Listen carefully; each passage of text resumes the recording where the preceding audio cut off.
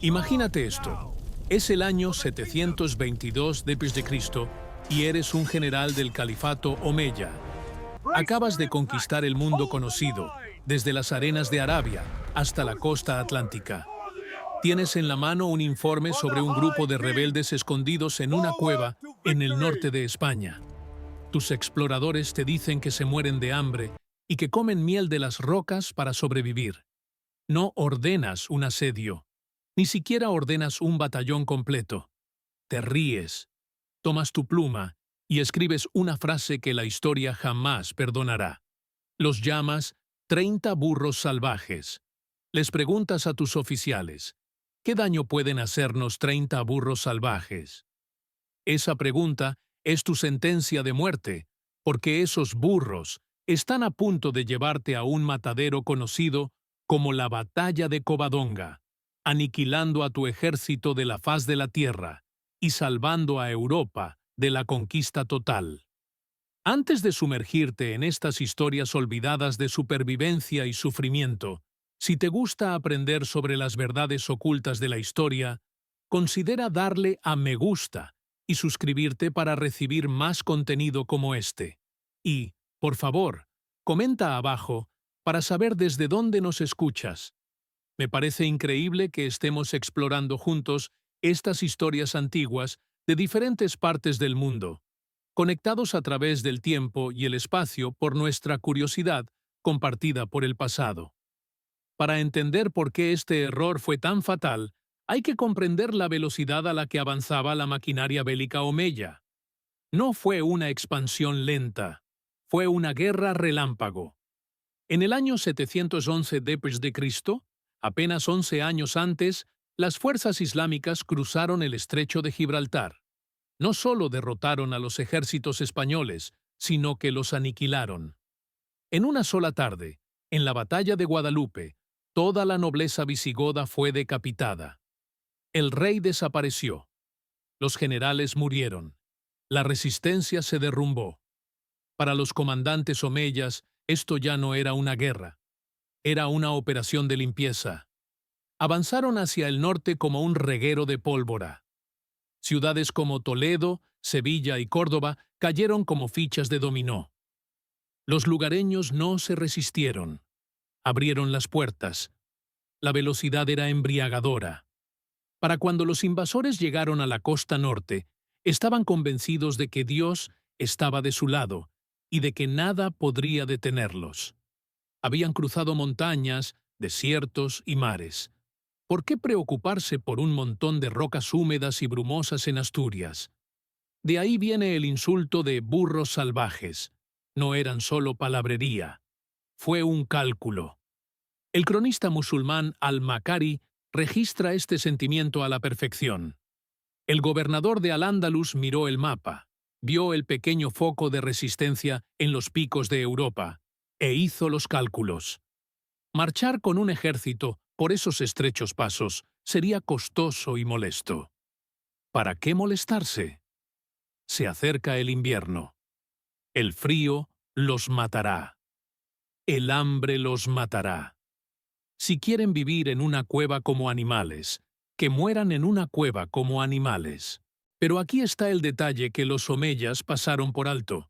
Se fijaron en las cifras. 300 hombres contra un imperio de millones, pero ignoraron la composición de esos hombres. No eran campesinos con orcas. Eran los supervivientes de la Guardia Real Visigoda.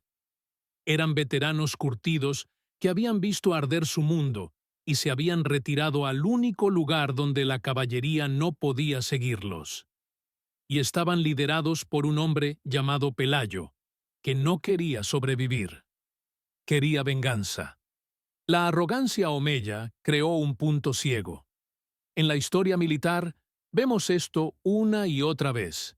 Es la misma ceguera que afectó a Napoleón en Rusia o a los estadounidenses en Vietnam. Cuando una superpotencia se enfrenta a una guerrilla, busca un ejército contra el que luchar. Al no verlo, asume que no hay amenaza. Los generales omeyas buscaban un campo de batalla con llanuras abiertas donde su caballería pesada pudiera cargar. No lo encontraron. Así que dieron por terminada la guerra. Dejaron el norte en paz. Dejaron vivir a los burros, y al hacerlo, le dieron a Pelayo lo que más necesitaba: tiempo. Tiempo para organizarse. Tiempo para conocer el terreno. Tiempo para convertir a un grupo de refugiados en un escuadrón de emboscada letal. Mientras los omeyas se dedicaban a calcular sus impuestos y a planear la invasión de Francia, Pelayo convertía el valle de Covadonga en una zona de sacrificio. La ironía es brutal. Si los omeyas hubieran enviado una sola fuerza expedicionaria seria en 718 o 719, podrían haber aplastado la rebelión en una tarde. Podrían haber terminado la reconquista incluso antes de que comenzara. España probablemente sería una nación islámica hoy, pero no lo fue. Eran demasiado grandes, demasiado exitosos y demasiado arrogantes como para preocuparse. Permitieron que la infección se propagara porque creían que era benigna. Así que, cuando finalmente llegó la orden en 722 de acabar con los rebeldes, ya era demasiado tarde. El comandante omeya, Alcama, marchó con su enorme ejército hacia las montañas esperando una acción de paz. Esperaba entrar aceptando la rendición y marcharse. No sabía que se dirigía hacia una trampa geológica. No sabía que los burros salvajes llevaban años afilando sus pezuñas. Y, desde luego, no sabía que estaba llevando a 100.000 hombres a una tumba cavada por 300 fantasmas. El escenario estaba preparado para el enfrentamiento más desequilibrado, imposible y violento de la historia medieval. Para comprender la desesperación de los hombres de la cueva, debemos comprender lo que perdieron. La historia suele retratar la conquista islámica de España como una invasión militar, pero eso es una verdad a medias. La caída de Hispania no fue un asesinato, sino un suicidio. El reino visigodo, que había gobernado la península ibérica durante 300 años desde la caída de Roma, no fue destruido desde el exterior. Se pudrió por dentro. Para el año 710, el reino visigodo era un filón político. Era un reino definido por la guerra civil, los asesinatos y las brutales luchas de poder. No existía la sucesión hereditaria.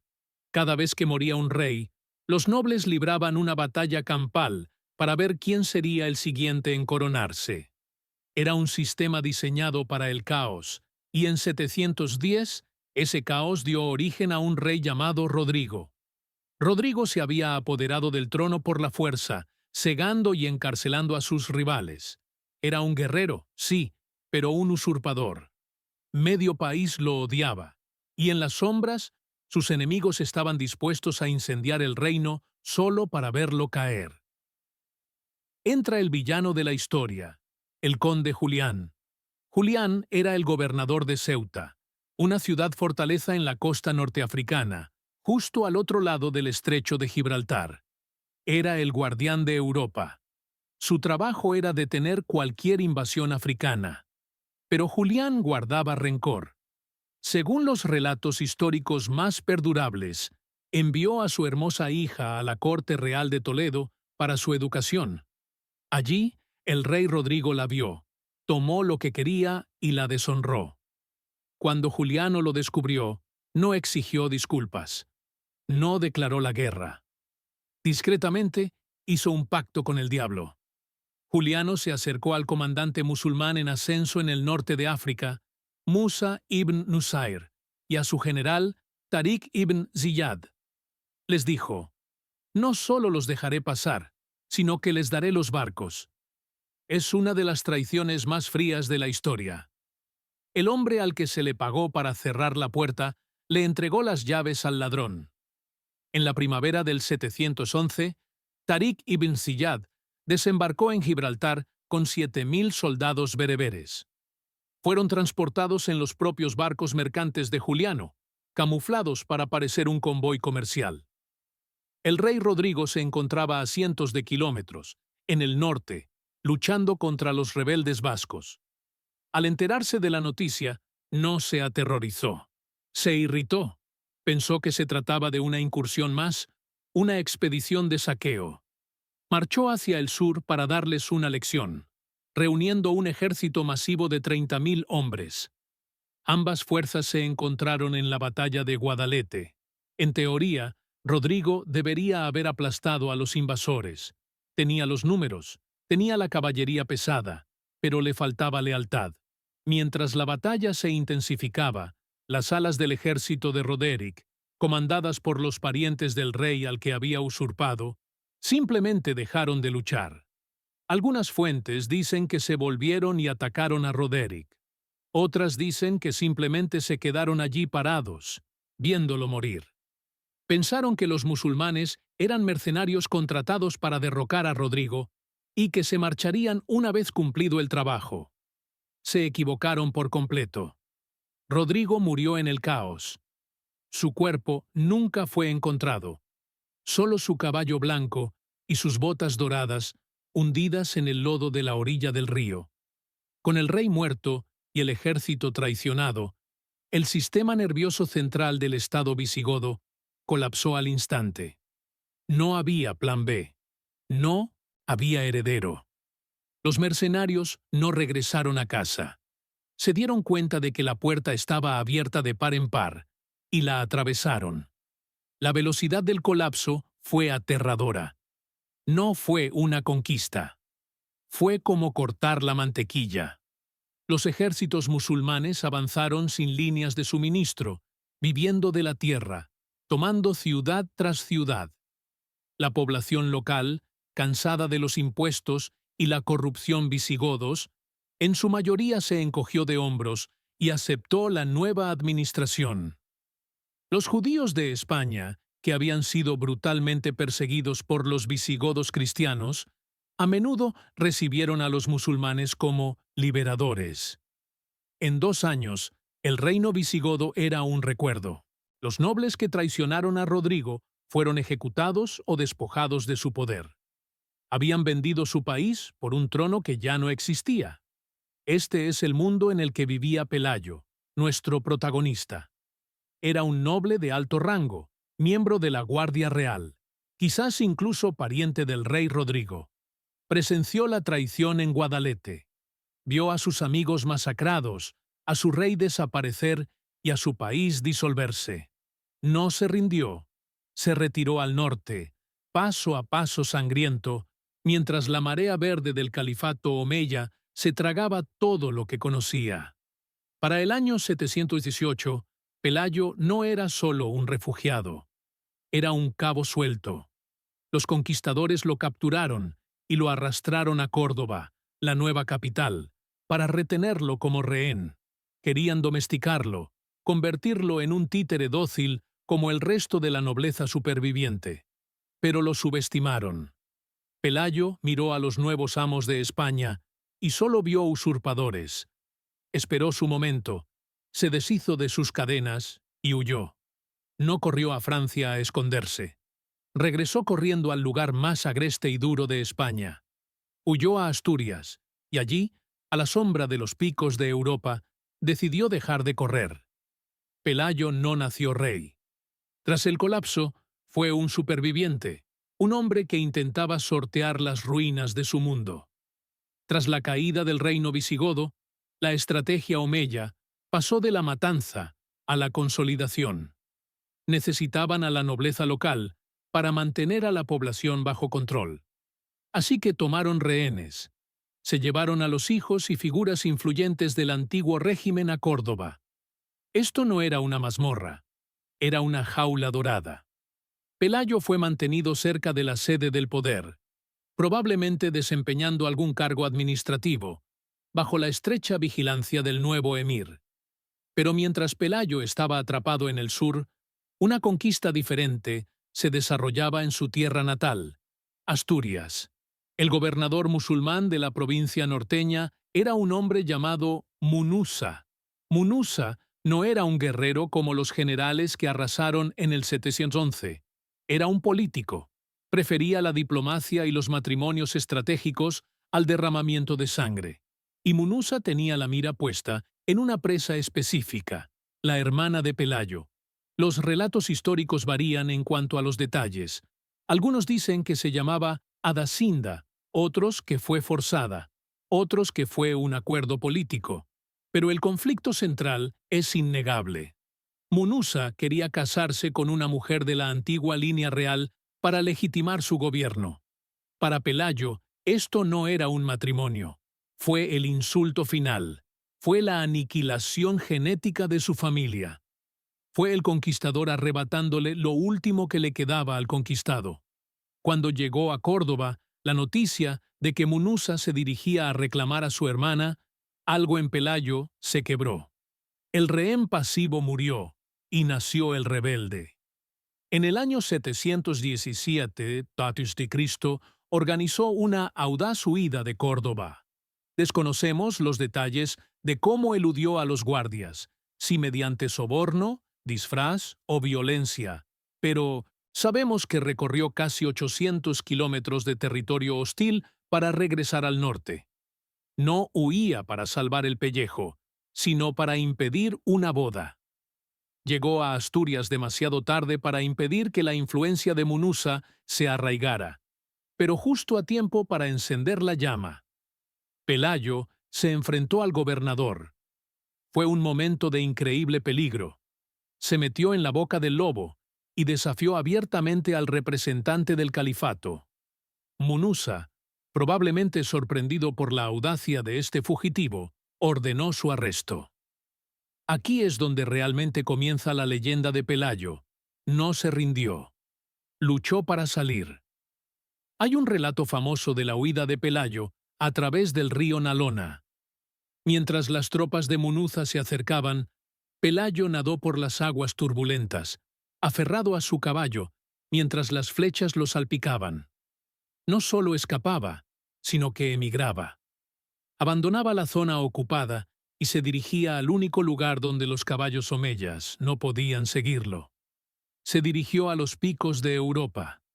Estas montañas no son como las ondulantes colinas de Inglaterra ni las llanuras de Francia. Son una muralla de piedra caliza que se alza hacia el cielo. Son traicioneras, empinadas y están constantemente envueltas en niebla.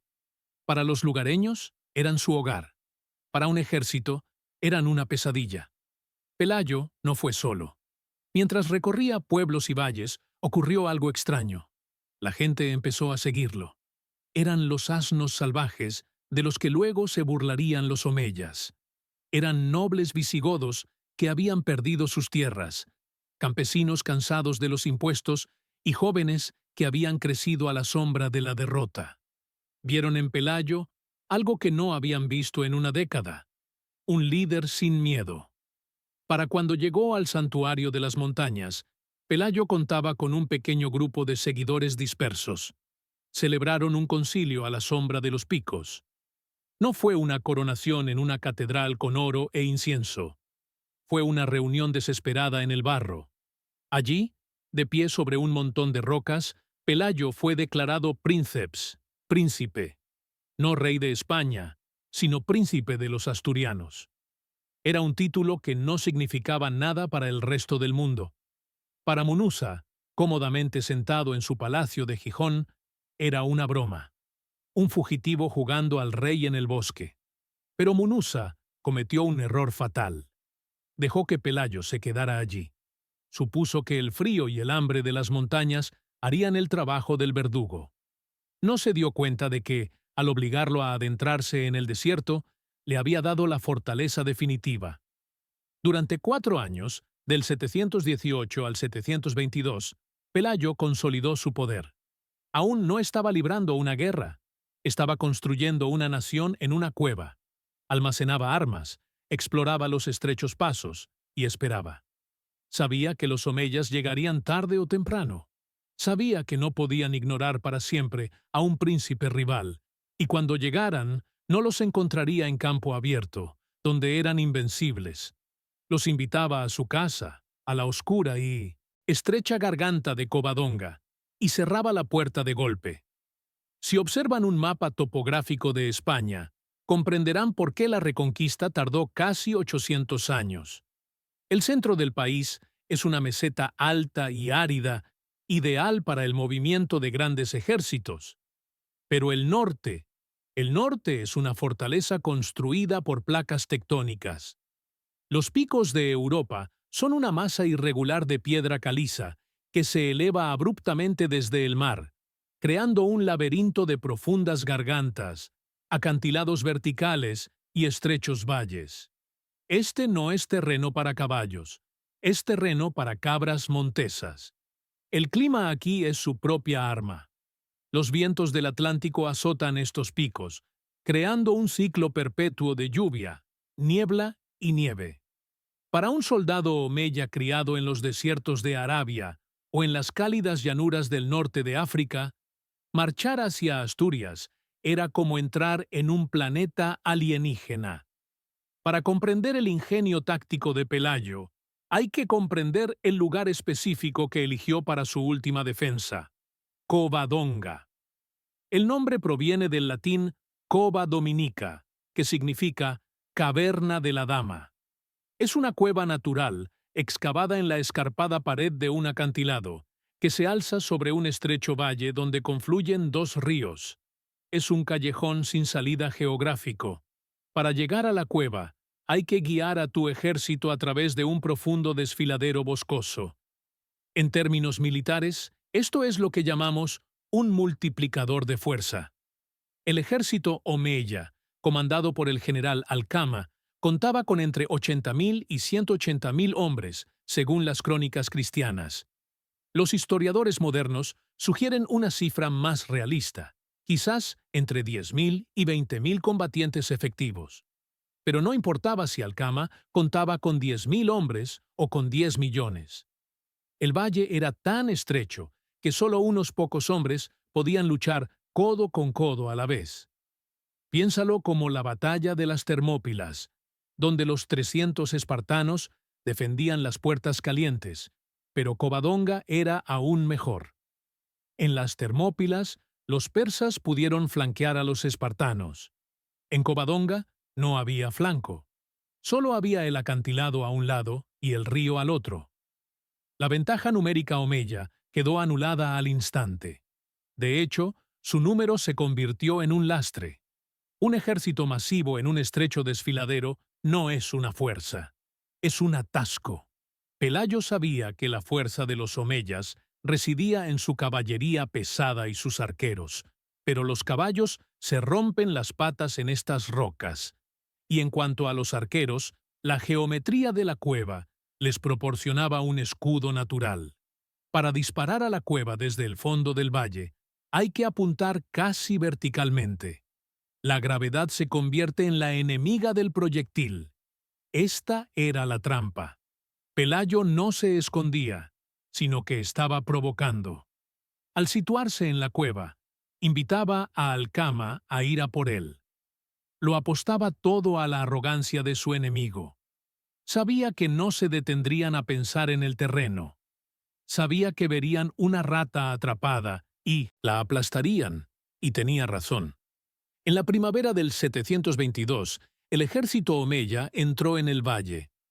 Traían consigo al obispo Opas, un eclesiástico de alto rango que había colaborado con los invasores.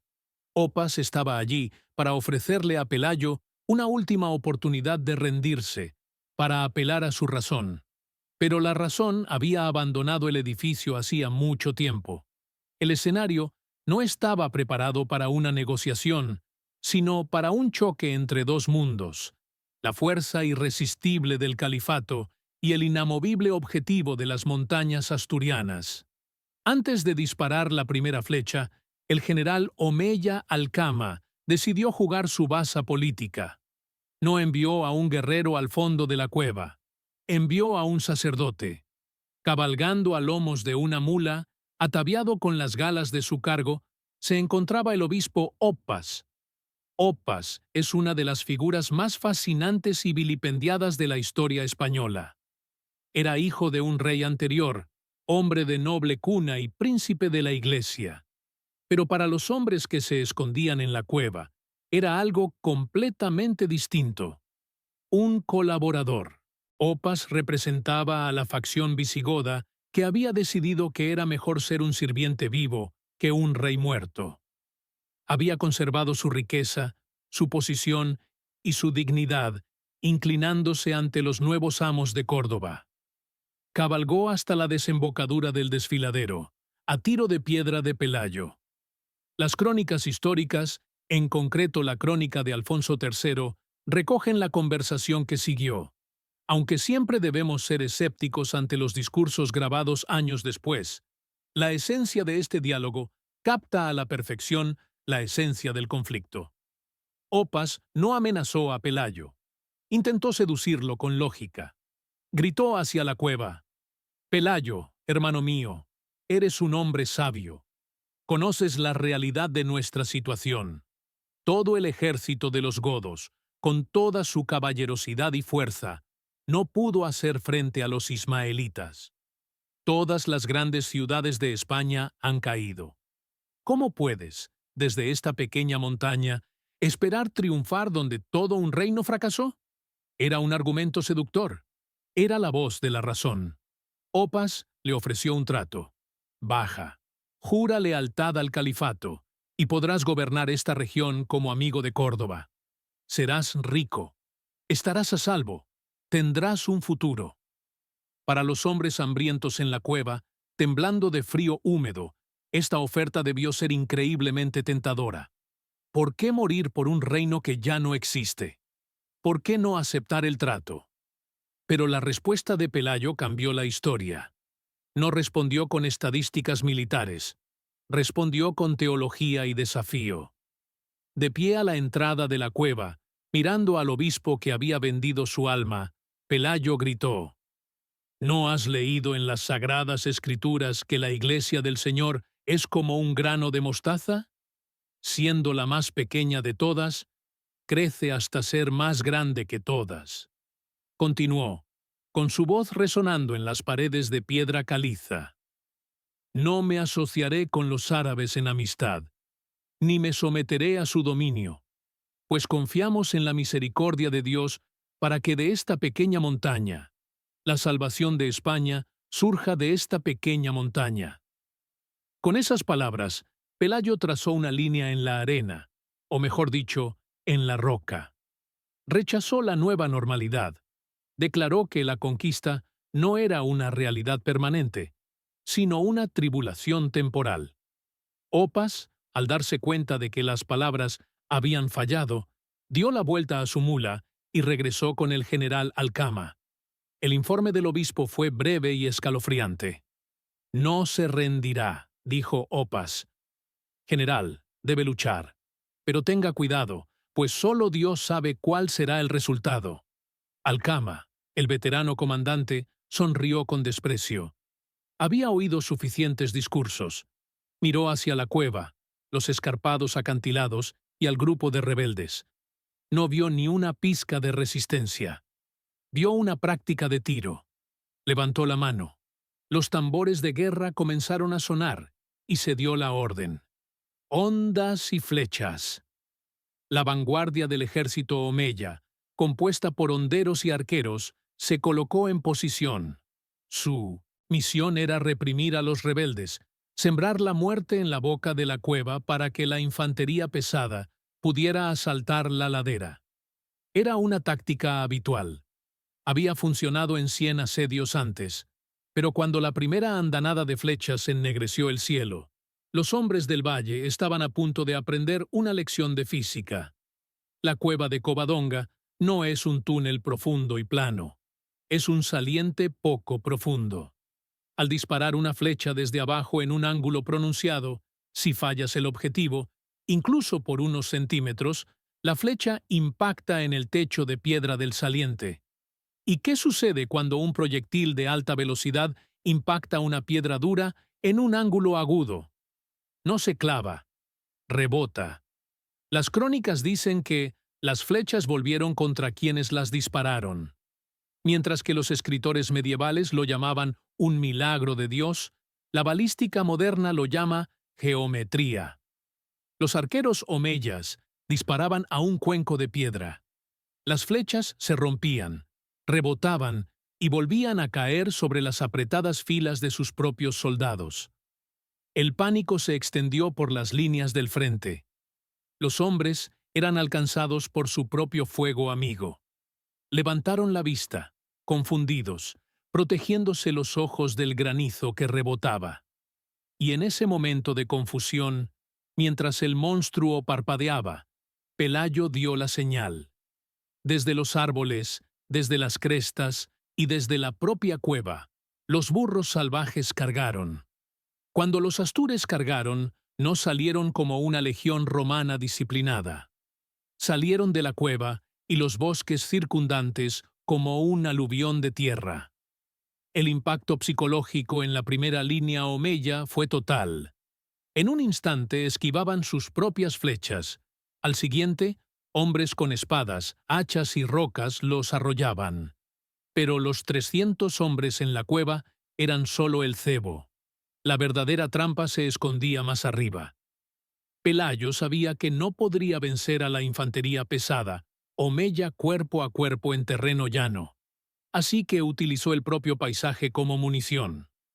En las altas crestas del desfiladero, ocultos por la espesa niebla matutina, se encontraba el resto de sus fuerzas: aldeanos, agricultores y otros refugiados. Habían pasado días soltando enormes rocas y apilando pesados troncos de árboles. En cuanto estalló el caos en la entrada de la cueva, se dio la señal. Las crestas estallaron. Toneladas de roca y madera se desplomaron sobre el estrecho fondo del valle. Imaginen la escena dentro de esa garganta. El ejército omeya estaba apiñado, un río de acero y carne confinado entre muros de piedra. Cuando las rocas cayeron, no había dónde esquivarlas. No había formación que mantener. La retaguardia seguía avanzando, ajena al desastre del frente, mientras la vanguardia intentaba retroceder para escapar de la masacre. El resultado fue una aplastante masacre. Los hombres fueron pisoteados por sus propios caballos. La famosa disciplina del ejército del califato se desvaneció en segundos. Estas son las brutales matemáticas de la caja de la muerte. En un espacio de 10 metros de ancho, tener 10.000 soldados no es una ventaja, es una desventaja. Solo la primera fila puede luchar, el resto espera morir. Los asturianos, ágiles y conocedores de cada punto de apoyo del terreno, se movían por el caos como lobos en un redil. Atacaron desde arriba, desde los costados y desde el frente. Apuntaron a los oficiales, las banderas y los caballos. En el centro de esta vorágine estaba el general Alcama. Hay que reconocerle que no huyó. Intentó reunir a sus hombres para crear espacio para un contraataque. Pero un general en un desfiladero es solo otro hombre a caballo. Las crónicas afirman que Alcama cayó en medio de la lucha, abatido por los mismos burros salvajes de los que se había burlado. La muerte de Alcama fue el último clavo en el ataúd. En la guerra antigua y medieval, el ejército es el general. Cuando se corta la cabeza, el cuerpo muere. La noticia de su muerte recorrió las filas presas del pánico como una descarga eléctrica. Alcama ha muerto. El general ha caído. La voluntad de luchar se desvaneció. Los soldados omeyas, que habían conquistado medio mundo, soltaron sus escudos y echaron a correr. Pero correr era tan peligroso como luchar. El camino de regreso estaba bloqueado por sus propios refuerzos y los montones de escombros que caían de los acantilados. La retirada se convirtió en una derrota. Es importante destacar que esta no fue una batalla en el sentido tradicional. Fue un exterminio. Los asturianos desahogaban años de humillación, dolor y pérdida. Lucharon con la ferocidad de quienes defienden su último rincón de tierra. Se decía que el río Dava, que atraviesa el valle, estuvo teñido de rojo durante días. Para cuando el sol tocó el fondo del desfiladero, el ejército invencible estaba destrozado. Los supervivientes, aquellos con la suerte de escapar de la caja de la muerte, Huyeron al este, desesperados por escapar de las montañas. Creían haber escapado del infierno. Se equivocaban. Apenas se dirigían hacia el segundo círculo. Para Pelayo, de pie entre los restos del mayor ejército de su época, esto fue una reivindicación. Los asnos salvajes habían retrocedido, pero él sabía que el trabajo no había terminado. No se hiere a una bestia como el califato omeya. Hay que asegurarse de que no regrese. La persecución había comenzado. Los supervivientes de la matanza de Covadonga no se reagruparon. Huyeron. Los restos de la fuerza omeya, probablemente miles de personas, huyeron hacia el este a través de los altos pasos de los picos de Europa. Estaban aterrorizados, sin líder y completamente perdidos en un laberinto de niebla y piedra.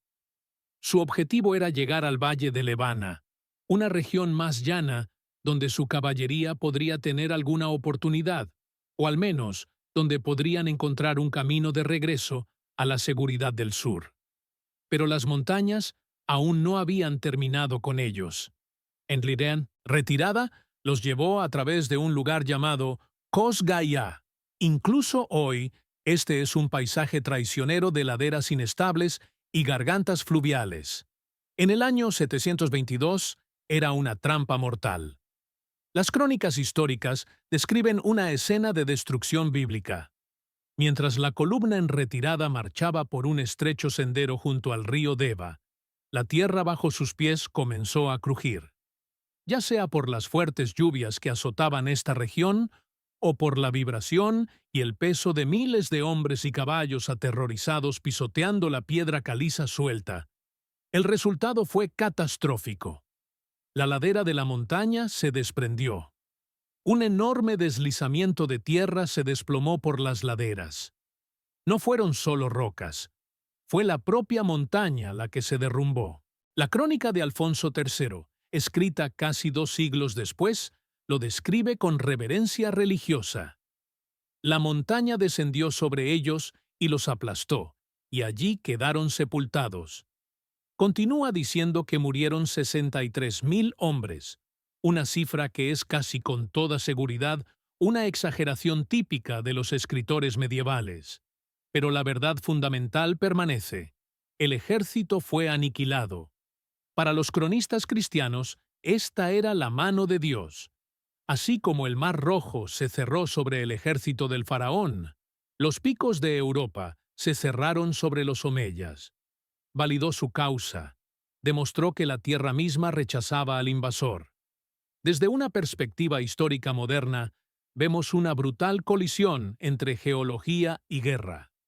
Un ejército derrotado, desconocido para el terreno, obligado a pisar terreno inestable durante la temporada de lluvias, es una receta para un derrumbe.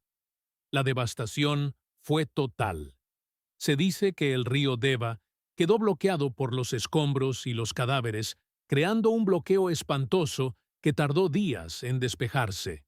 Este suceso en Cosculluela es crucial porque convirtió una derrota en aniquilación. Si estos miles de soldados hubieran escapado, podrían haberse reagrupado. Podrían haber regresado a Córdoba, reunido refuerzos y marchado de vuelta al verano siguiente con un mapa y un plan mejor. Pero no regresaron. Toda la fuerza expedicionaria del general Alcama desapareció. Para los gobernadores omeyas del sur, el silencio del norte debió ser ensordecedor. Un ejército marchó y simplemente dejó de existir. Ningún mensajero regresó. Ningún superviviente regresó cojeando para contarlo. Los asnos salvajes no solo habían mordido, habían devorado al león entero. Esta destrucción total creó una barrera psicológica. Las montañas de Asturias ya no eran insignificantes. Estaban malditas. Eran un cementerio. El ejército omeya, pragmático hasta la médula, analizó el coste-beneficio y decidió que nunca más. ¿Lanzarían incursiones en el futuro? Sí, pero nunca más intentarían conquistar estos picos con la intención de una ocupación permanente. El derrumbe de Cosculluela le proporcionó a Pelayo algo más valioso que el oro: seguridad. Trazó una frontera permanente entre el sur islámico y el norte cristiano. Permitió que la pequeña semilla de la resistencia echara raíces sin temor a ser desenterrada de inmediato. De vuelta en la cueva de Covadonga, la victoria era completa. La amenaza inmediata había desaparecido. Pero Pelayo sabía que ganar una batalla no hace un reino. Tenía que asegurar su legado, y para ello debía lidiar con el último cabo suelto del antiguo régimen, el gobernador Munuza. Mientras los deslaves sepultaban al ejército del califato en las montañas, el gobernador Munuza esperaba en su palacio de la ciudad costera de Gijón buenas noticias. Esperaba que llegara un mensajero con la cabeza de Pelayo en una bolsa. En cambio, recibió silencio y luego rumores.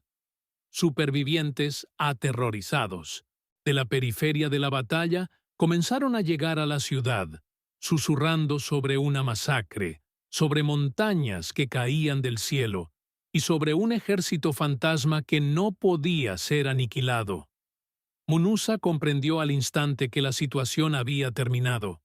Era político y sabía leer el viento. El viento había cambiado. El campo, que había permanecido pasivo bajo su gobierno, se volvió repentinamente hostil. Los lugareños lo miraban con otros ojos. El miedo había desaparecido de sus ojos, reemplazado por algo mucho más peligroso: la esperanza. Sabía que Gijón, ciudad portuaria, era indefendible contra una fuerza guerrillera que dominaba las tierras altas circundantes. Si se quedaba, sería asediado. Así que Munuza hizo lo que el ejército de Alcama había intentado hacer. Huyó. Reunió su tesoro, su guardia personal y probablemente a la hermana de Pelayo, si es que aún estaba cautiva, y huyó al sur.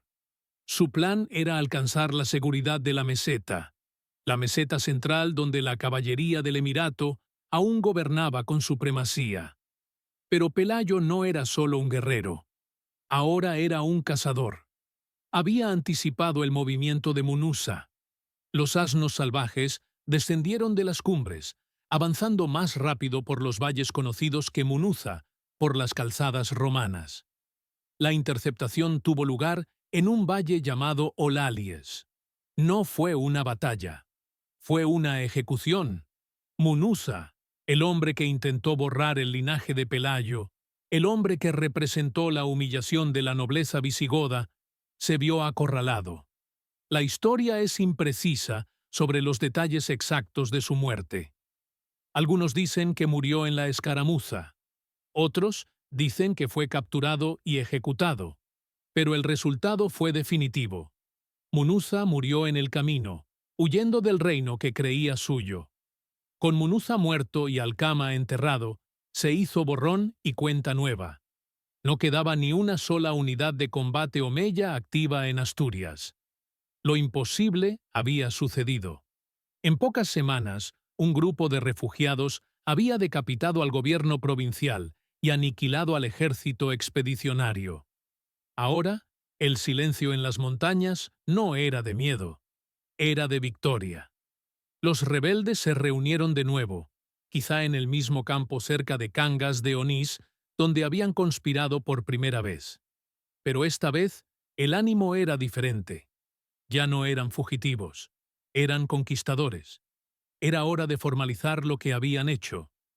No tenían una corona de oro. No tenían una catedral. No tenían al Papa que los bendijera. Regresaron a sus raíces. Los visigodos eran un pueblo germánico, y sus tradiciones se forjaron con hierro y sangre. Según la antigua costumbre de sus antepasados, los guerreros tomaron a su líder y lo alzaron sobre un escudo. Alzaron a Pelayo por encima de sus cabezas, gritando su nombre, proclamándolo rey. Fue una coronación cruda y primitiva. No hubo túnicas de terciopelo, solo las armaduras maltratadas de los supervivientes. Este momento marcó el nacimiento del Reino de Asturias. Era un reino diminuto, apenas un punto en el mapa, compuesto por unos pocos valles y muchas rocas, pero era libre.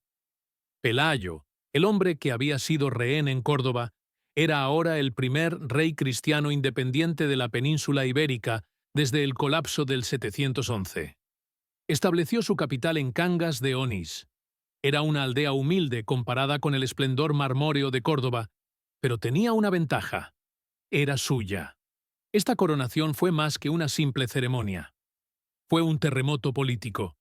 Envió un mensaje al resto de Europa y al califato: seguimos aquí. Los omeyas, conmocionados por la pérdida de su ejército, decidieron abandonar este pequeño y espinoso reino. Clasificaron a Asturias como Dar al-Harb, la casa de la guerra, un territorio hostil que no merecía la sangre que costó conquistar. Dirigieron su atención a objetivos más fáciles en Francia, una decisión que finalmente los llevaría a otra derrota en la batalla de Tours 10 años después. Pero para Pelayo, la guerra estaba prácticamente terminada.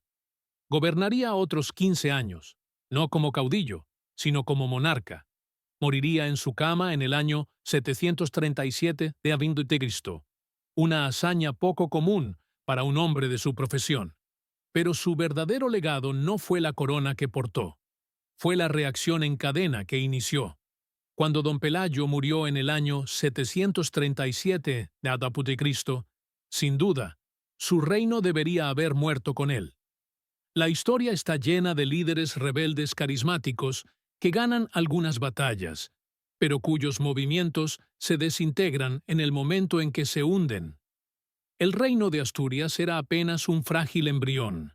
Era pobre, despoblada y completamente rodeada por la superpotencia más avanzada de la tierra.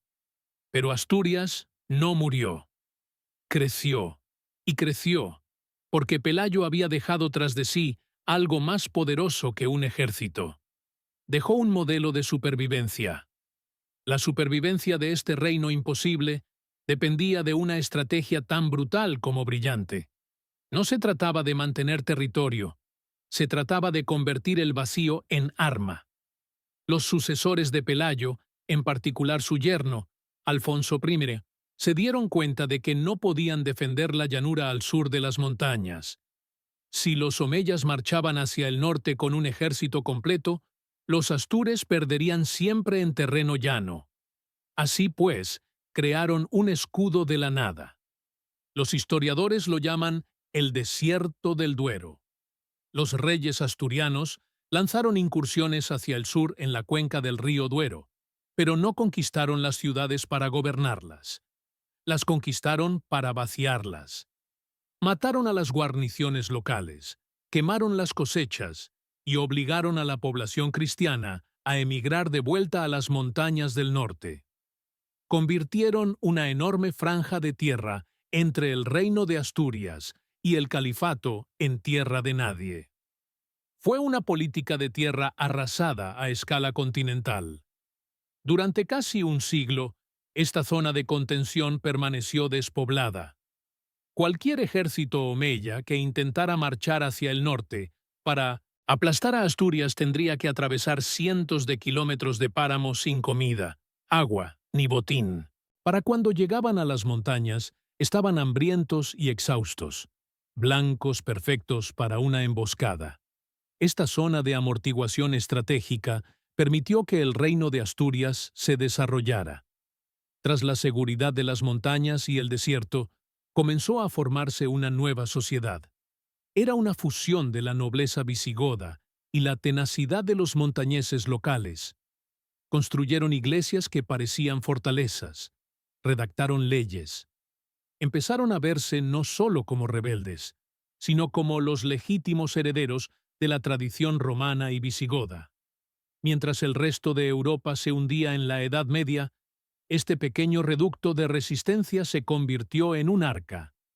Preservó la cultura, la religión y la identidad de una España perdida.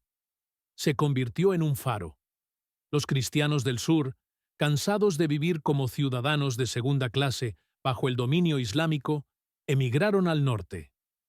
Trajeron consigo habilidades, arte y un ardiente deseo de recuperación. El califato omeya, mientras tanto, estaba distraído por sus propios problemas internos, guerras civiles, revueltas bereberes y la pesadilla logística de dirigir un imperio que abarcaba 3 continentes. Miraron al norte y solo vieron pobreza y rocas. No vieron el cáncer que crecía en su flanco.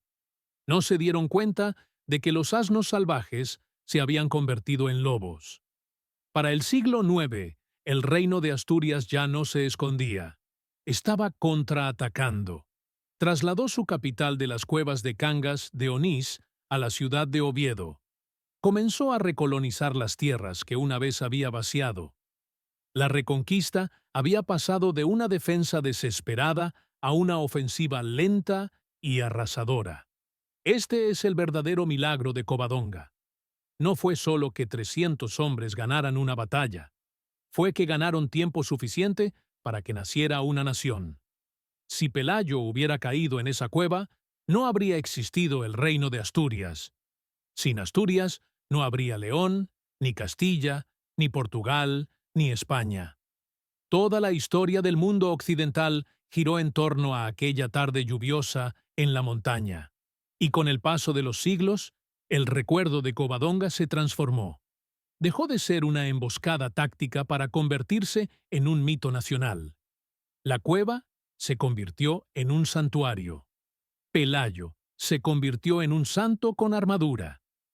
La victoria demostró que, por muy oscura que sea la noche, o por muy poderoso que sea el enemigo, la resistencia nunca es inútil.